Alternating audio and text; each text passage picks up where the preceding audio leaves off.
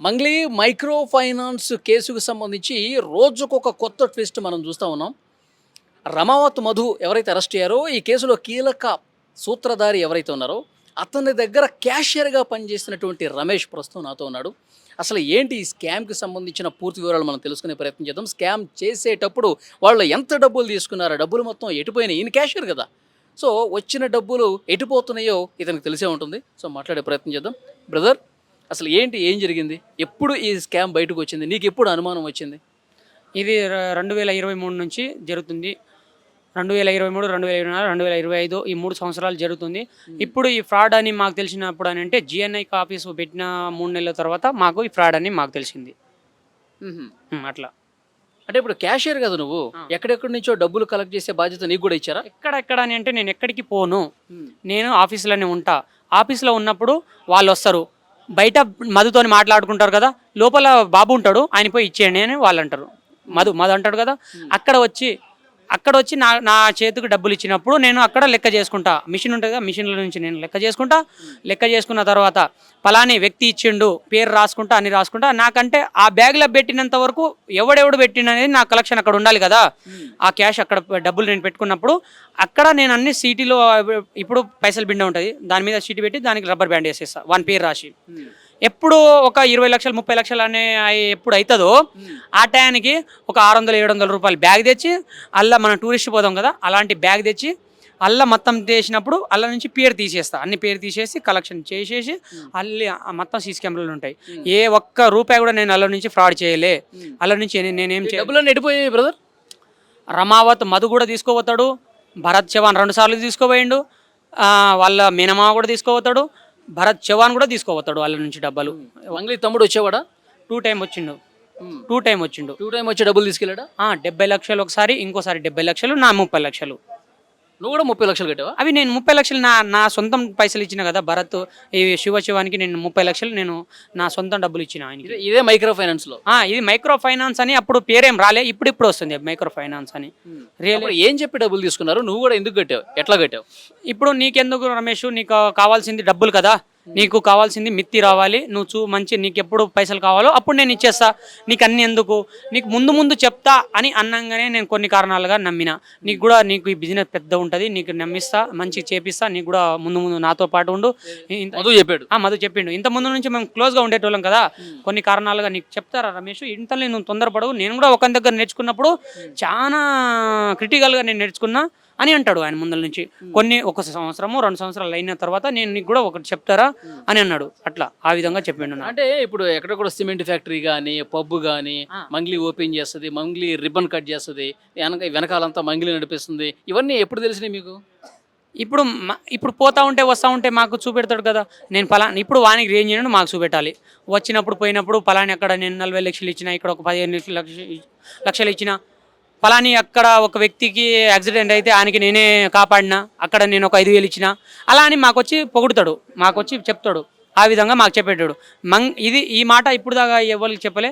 నిన్న దాంట్లో చెప్పిన 40 లక్షలు నెట్ క్యాష్ మంగ్లీ బర్త్డేకు ఆయన పైసలు ఇచ్చిండని మాకు చెప్పిండు. నాకు డైరెక్ట్గా చెప్పిండు. ఈ బర్త్డే రోజు 40 లక్షల రూపాయలు ఈ రమావత్ మధు అనేటోడు పెట్టిండు బర్త్డే పార్టీ ఖర్చు కోసం. బర్త్డే పార్టీ ఖర్చు. ఆ పార్టీలో ఎవరెవరు ఉన్నారు, ఏం జరిగింది? ఆ పార్టీలో నేను పోలే, మాకు వచ్చి చెప్పిండు. ఎందుకంటే నాకు కూడా చెప్పలే. ఇప్పుడు పలుగుతండ వాళ్ళు ఉన్నారు కదా, వాళ్ళ ఫ్రెండ్సే కదా, వాళ్ళు ఊరోళ్ళు అన్న తమ్ముళ్ళు ఉంటారు కదా. ఆ విధంగా ఉన్నప్పుడు వాళ్ళతోటి వాళ్ళు కూర్చొని మాట్లాడుతున్నప్పుడు నేను విన్నా 40 లక్షలు నిన్న ప్రోగ్రాంలో నేనే. అది కేసు అయింది, డ్రగ్స్ కనిపించినాయి అన్నారు, కుక్క అవన్నీ కనిపించినాయి. అక్కడ దానికోసం 40 లక్షలు రమావత్ మధు పెట్టాడు. 40 లక్షలు పెట్టిండు అలా. మరి రమావత్ మధు ఎవరు నాకు తెలియదు అంటది కదా మంగ్లీ. ఆ విధంగానే అంటే ఒకటే మాట అంటున్నా, నాకు తెలియదు అని అంటే పోయి అవి ఫోన్ ట్రాక్ చేపిద్దాం. ఏ టైం అనేది నేను చెప్తా, ఏ టైంలో మాట్లాడింది నేను చెప్తా, ఎన్ని గంటలకు మాట్లాడింది నేను చెప్తా. ఆ టైం ప్రకారంగా మనం కాల్ లిస్ట్ తీస్తే అన్నీ బయట పడతాయి. దీంతో పాటు దీని వెనకాల ఎంత హస్తం ఉందో కూడా బయటికి పడుతుంది. ఎప్పుడైనా నువ్వు క్యాషియర్ కదా, ఇప్పుడు రమావత్ మధు పక్కనే ఉంటావు కదా, ఎప్పుడైనా మంగ్లీకి ఆయన ఫోన్ చేయటం కానీ, లేదంటే మంగ్లీ రమావత్ మధుకి ఫోన్ చేయటం కానీ, వీళ్ళిద్దరూ మాట్లాడుకోవటం కానీ ఎప్పుడైనా చూసావా? ఇప్పుడు ఆయనకి ఆఫీస్లో బెడ్రూమ్ కూడా ఉంటుంది. బెడ్రూమ్లో పోయినప్పుడు మేమంతా కలిసి ఉన్నప్పుడు కొన్నిసార్లు ఆఫీస్ బంద్ అయినప్పుడు లేకుంటే ఆయన ఎప్పుడు సడన్గా వచ్చినప్పుడు రారా కొంచెం కూర్చుందాం అన్నప్పుడు ఆ టైంకి కొంచెం నవ్వుతాడు, ఏమైనా చెప్తాడు, అట్లా ఉంటుంది కదా. ఇప్పుడు అర్జెంట్ ఏమైనా కాల్ వచ్చింది అనుకో, ఓ 10 నిమిషాలు బయటికి పోని అంటాడు. ఆ గుర్తులు కూడా నాకు తెలుసు. జాతీయ జెండా గుర్తులు ఉంటాయి. ఒక్క లవ్ సింబల్ ఒక గుర్తు, ఇంకో లవ్ సింబల్ ఇంకో గుర్తు, ఇంకో లవ్ సింబల్ ఇంకో గుర్తు, 3 గుర్తులకు 3 లవ్ సింబల్కు 3 గుర్తులు ఉంటాయి ఆయనకి, మంగళి కాల్ నెంబర్కి. ఆ విధంగా కాల్ నెంబర్ ఉంటుంది.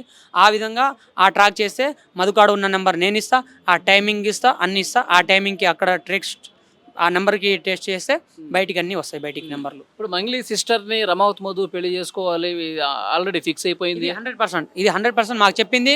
నాకు ఒక 5,000 ఇస్తారా, నువ్వు 4,000 ఇస్తా, నువ్వు బట్టలు కూడా కొనుక్కో, రేపైనా ఎల్లుండైనా మనం ఎంగేజ్మెంట్కి పోదామని అన్నాడు. మంగ్లీ సిస్టర్నే మంగ్లీ సిస్టర్కి ఎంగేజ్మెంట్కి పోదామని అన్నాడు. డైరెక్ట్ అన్నాడు. ఇది మాట అన్నాడు. ఓకే, 4,000 ఇస్తా, బట్టలు తీసుకో, మంగ్లీ వాళ్ళ తమ్ముని చెల్లెలకు ఎంగేజ్మెంట్ పోదామని అన్నాడు. ఇప్పుడు చాలా రోజుల నుంచి జరుగుతుంది కదా ఇది. చాలా మంది బాధితులు మోసపోయామంటున్నారు, రోడ్ల మీదకి వస్తున్నారు, పోలీస్ స్టేషన్కి పోతున్నారు. మరి నువ్వు క్యాషియర్గా పనిచేసి రమ్మమోతు మధు దగ్గర ఉన్న వ్యక్తివి, సో ముందు ఎందుకు రాలేదు, ఇప్పుడు ఎందుకు బయటకు వచ్చి మాట్లాడుతున్నాడు? కొన్ని కారణాలుగా మాకు బెదిరించిండు, చంపేస్తా, నీకు ఏమన్నా బయటికి వచ్చిందా నీకు చంపేస్తా, నీకు రూపాయి కాదు పైసలే రావని అన్నాడు, డైరెక్ట్గా అన్నాడు. ఎందుకులే కొన్ని రోజుల తర్వాత అన్నీ వచ్చినప్పుడు నాకు కూడా వస్తాయని నేను ఆ విధంగానే ఉంటే, ఇప్పుడు మంగళక్క ఏమంటుంది, మద అనేటోడే నాకు తెలియదు అని అంటుంది. మద అనేటోడే నాకు తెలియదు, ఆ ప్రూఫ్ నేను చూపెడతా అని నేను కొన్ని అన్నలకు చెప్పి నేను కొంచెం క్లూకా, అది కూడా నేను మీడియా ముందర ఒకటేసారి రాలే. నేను ఒక సెల్ఫీ వీడియో తీసుకున్న తర్వాత, ఆ సెల్ఫీ వీడియో ఇచ్చిన తర్వాత, అది వైరల్ అయిన తర్వాత, నేను తమ్ముడు నీకే ఉన్నా నేను చూసుకుంటా అని అనగానే, నీకేమైనా అయినా నీకు 100 మీడియాలు ఉన్నాయి, ఒక్క మీడియా కాకుండా ఇంకో మీడియా ఉన్నాయి, 100 మీడియాలు ఉన్నాయి, నీకేమైనా ప్రాబ్లం అయిందా 100కి డైల్ 100కి ఫోన్ చేసి నీ కాడికి పోలీసు వాళ్ళు వచ్చేస్తారు, సార్ వాళ్ళు వచ్చేస్తారు, నీకు ఏ హాని కరగదు, ఏది కూడా కాదు. నేను ఫ్రెండ్స్కు దానికి దీనికి చేస్తా అని అనేది మర్చిపో, ఫ్రెండ్స్ అనేటువంటి రారు, డైల్ 100కి ఫోన్ చేస్తే అప్పుడే వచ్చేస్తారు అని అనగానే నేను ఆ ధైర్యం, పోలీస్ సార్ వాళ్ళ ధైర్యంతో ఇప్పుడు బయట ఉన్న అన్నల వాళ్ళతోటే, నేను ఇప్పుడు రాజకీయ అన్నల వాళ్ళతోటే నేను బయటికి వచ్చిన. సో ఇప్పుడు మంగళీని ఎప్పుడు చూడలేదుగా నువ్వు? మంగళికి 2 టైమ్స్ చూసినా అని చెప్తున్నా కదా, ఇప్పుడు కూడా చెప్తున్నా, నిన్న కూడా చెప్తున్నా, మొన్న కూడా చెప్తున్నా, నేను చూసి నేనే 2 టైమ్ ఆఫీస్లో చూసిన, 1 టైం ఏమో ఇంటికాడ నేను ఫోటో తీసింది నేనే. ఆ రుజువు కాదు అసలు ఫ్రాడ్ అది ఇది అని అంటే, నేను కూడా ఒక దగ్గర కూర్చుంటా, ఆమె కూడా ఒక దగ్గర కూర్చోమని చెప్పండి, నేను ముందల ఇద్దరం మాట్లాడదాము.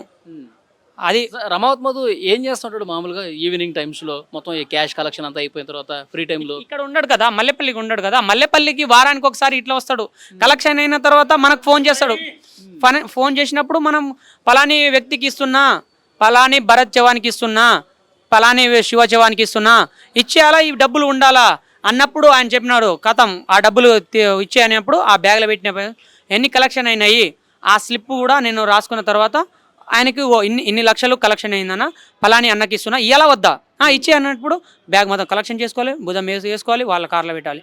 ఆ కార్ స్టార్ట్ అయిన తర్వాత ఫస్ట్ గేర్ వేసిన తర్వాత నుంచి నాకు ఏ సంబంధం లేదు, ఆ డబ్బులతో నాకు ఏ సంబంధం కూడా లేదు అసలు. నాకు అది అక్కడ ఏమైందో కూడా తెలియదు, తర్వాత డబ్బులు ఎక్కడ పోతున్నాయి తెలియదు, ఏం కానీ కొన్నిసార్లు నేను చూసిన ఏమనంటే, ఇప్పుడు బస్తా ఒకటేసారి నేను ఒకసారి చూసినప్పుడు 1-2 టైమ్స్ చూసినప్పుడు, రమావత్ మధు ఫార్చునర్ కార్ 0123 నెంబర్లో తీసుకుపోయినప్పుడు, కారు బస్తాలతోని పైసలు తీసుకుపోయినప్పుడు, హైదరాబాద్ పోయేది ఉంటే మిర్యాల కూడా కొడతాడు.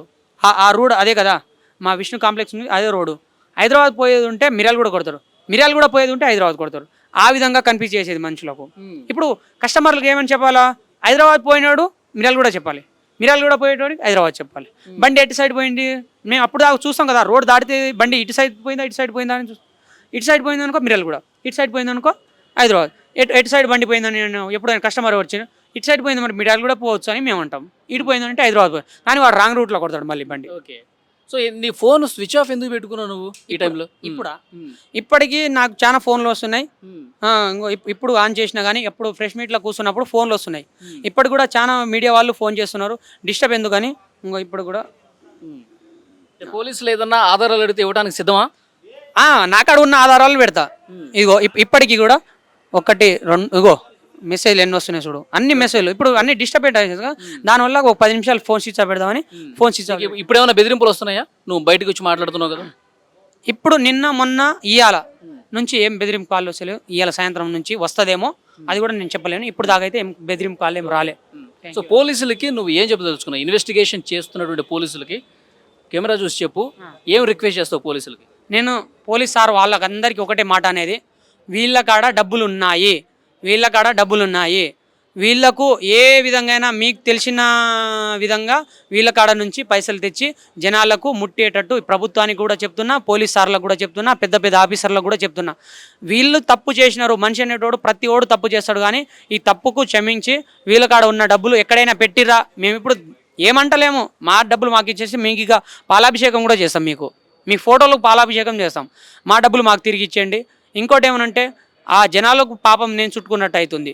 ఎందుకంటే కొన్ని లక్షల పైసలు నా చేతి మీదంగా వాళ్ళు తెచ్చిన పైసలు అలా ఆఫీసు నుంచి నేను బయటికి పంపించిన కదా, ఈ చేతుల నుంచి పోయిన డబ్బులు మళ్ళీ చేతుల మీదంగా వాళ్లకు మూట చెప్పాలని నా అదొక్కటి కోరిక ఉంది.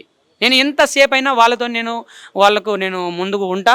ఈ గల్లీలో ఉన్నా కదా, ఢిల్లీ దాకా నేను పోరాడే పని నేను చేస్తా. వాళ్ళకు వచ్చినంత వరకు నేను పోరాడుతూనే ఉంటా. అది ఏదైనా కానీ చంపేస్తారా చంపేయండి, చంపుడైతే ఒకటేసారి, చంపేస్తే చంపేయండి. నేను డేరుగా అంటున్నా కదా, ఒకటే మాట, చంపేస్తే చంపేయండి. నేను గల్లీలో ఉన్నా కదా, ఢిల్లీ దాకా పోరాడతా. వీళ్ళకు న్యాయం జరిగేంత వరకు వీళ్ళ డబ్బులు వీళ్ళకి రావాలి అంతే. మీరు ఏం చేసిరా, ప్లాట్ కొన్నారా, బిజినెస్ చేసిరా, అది ఇంకేం చేసిరా, ఏం చేసినా చేసేయండి, అని మా డబ్బులు మాకు తిరిగి వచ్చినంత వరకు మేము పోరాడుతూనే ఉంటాం. ఓకే బ్రదర్, థ్యాంక్ యూ అన్న.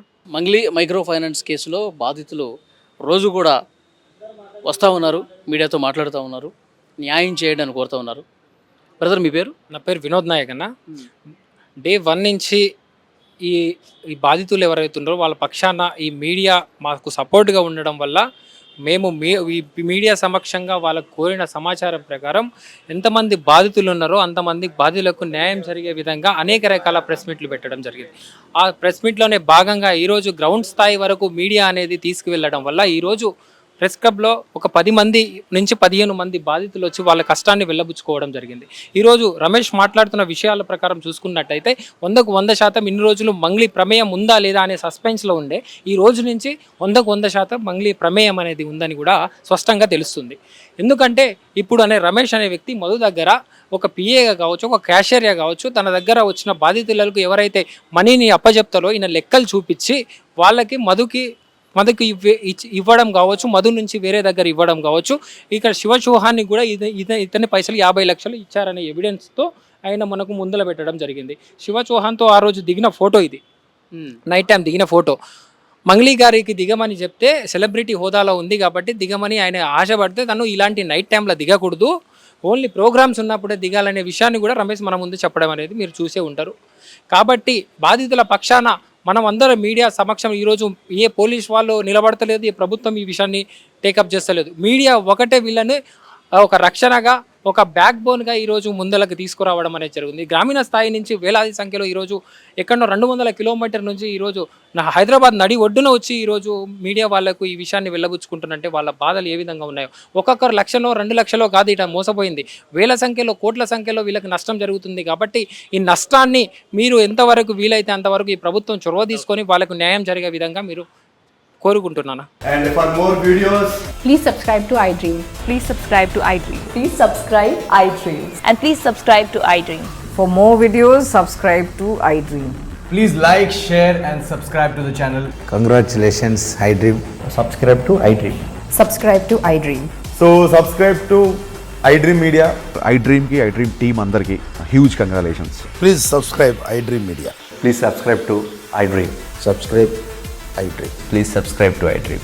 iDream అంటే నా కళల ఛానల్ను సబ్స్క్రైబ్ చేసుకున్న నోరు తిరుగుతలేదు, మీరైతే గంట గుర్తు కొట్టండి. For more such videos, please subscribe to iDream. Subscribe to iDream. Please subscribe to iDream. Please subscribe iDream Media. Please do subscribe to iDream. Please subscribe to iDream Media. For best entertainment and information, please subscribe iDream. And don't forget to subscribe to iDream.